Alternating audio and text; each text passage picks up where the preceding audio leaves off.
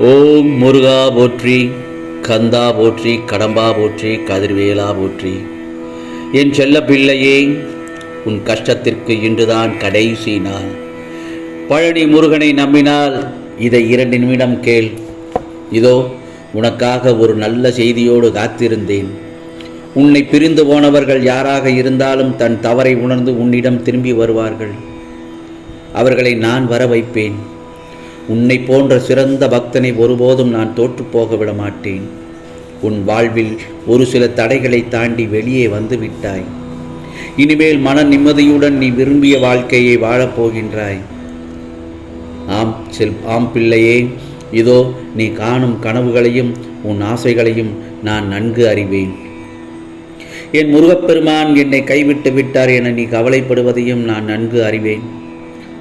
என் பிள்ளையே, உன் வாழ்வில் உனக்கு கிடைக்க வேண்டிய அனைத்தும் உனக்கான உரிய நேரத்தில் உன்னை வந்து சேரும்.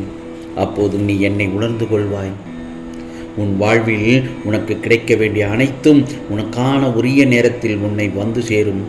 விரைவில் நீ காலடைத்து வைத்த உன் பயணம் எல்லாம் சரிவரும்.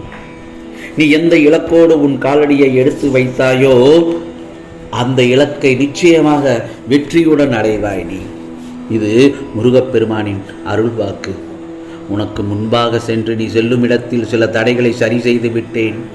இனிமேல் எந்த தடையும் இன்றி அனைத்தும் நல்லபடியாக உனக்கு நடைபெறும். உன் வாழ்வில் மங்களம் உண்டாகும். தைரியமாக நம்பிக்கையோடு இரு என் செல்லமே. ஒருபோதும் இந்த முருகப்பெருமான் உன்னை கைவிட மாட்டேன். காலம் எல்லாவற்றையும் விரைவில் உனக்கு உணர்த்திவிடும். நீ கேட்டதை விட மேலானதை கொடுக்கப் போகின்றேன். உன் வாழ்வில் நீ ஜெயிக்கப் போவது உறுதி. என்னை புறக்கணிக்காதே. நான் உனக்காகத்தான் போராடி கொண்டிருக்கிறேன். என் மீது நம்பிக்கை வை. நான் எப்பொழுதும் உன்னோடு நிழலாகத்தான் நான் இருந்து கொண்டிருக்கிறேன். என் ஆசீர்வாதம் உனக்கு எப்பொழுதும் உண்டு. இதோ உன் மனதிற்குள் நிறைய வழிகளும் பல விதமான பிரச்சனைகளையும் நீ அடக்கி வைத்திருக்கிறாய். என் பிள்ளையே, நீ மௌனமாக கண்ணீருடன் அழுது கொண்டிருக்கும் என் பிள்ளையோடு மனம் விட்டு பேச நானே உன்னிடம் வந்துள்ளேன். உன்னுடைய வாழ்க்கையில் ஏற்படும் இன்ப துன்பங்களை அப்படியே ஏற்றுக்கொள். ஏற்பட்ட துன்பத்தை நினைத்து புலம்பிக் கொண்டிருக்காதே. அதையே நினைத்து மனதை குழம்பிக் கொண்டிருந்தால் உன் செயல்களில் உள்ள கவனத்தை அது சிதறடித்துவிடும். அவற்றுக்கு நிச்சயம் இந்த காலம் பதில் சொல்லும்.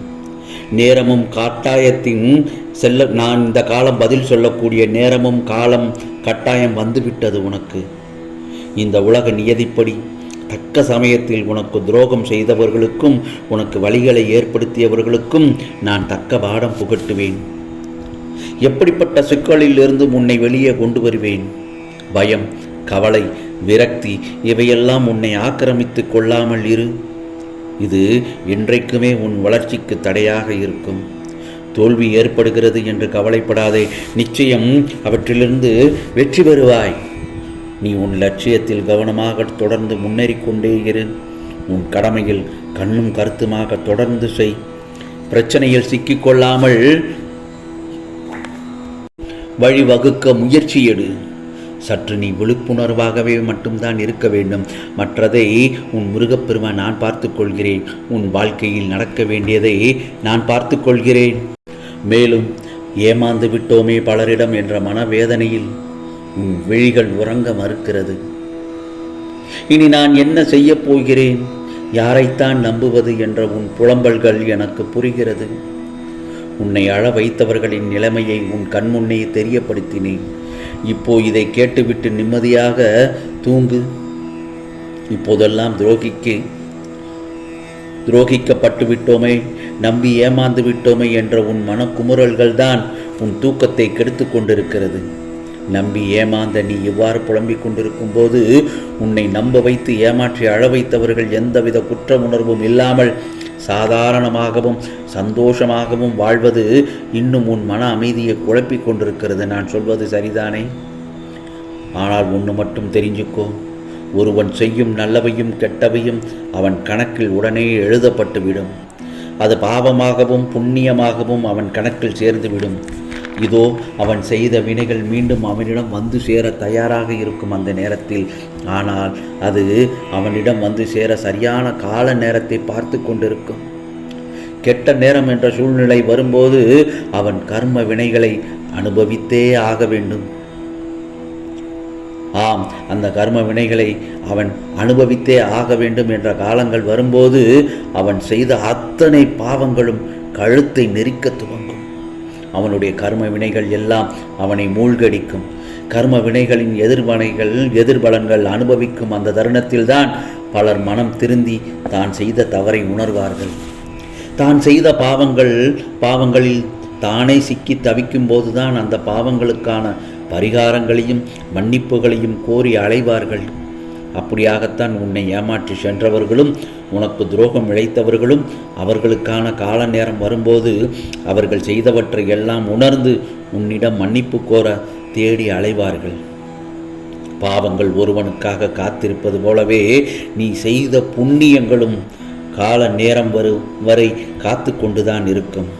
உனக்கு நல்ல நேரம் துவங்கும் போது நீ செய்த அத்தனை புண்ணியங்களும் தானங்களும் தர்மங்களும் உன் தலைகாக்க ஓடி வரும் என் செல்லமே.